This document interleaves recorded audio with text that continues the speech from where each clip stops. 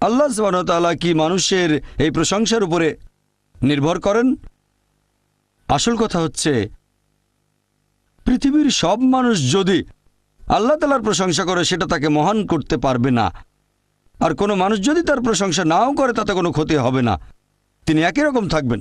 যদি বলেন আল্লাহু আকবার 1000 বার 1,00,000 বার, তাতে আল্লাহ আরও মহান হয়ে যাবেন না। আবার যদি আল্লাহু আকবার নাও বলেন, তিনি ছোট হবেন না, তিনি সবচেয়ে মহান সেরকমই থাকবেন।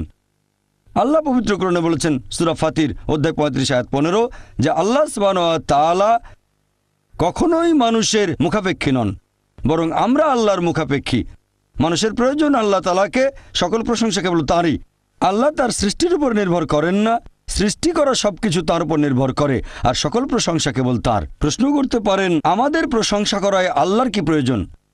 এর কারণ হচ্ছে, এতে আমাদের নিজেদেরই উপকার হবে।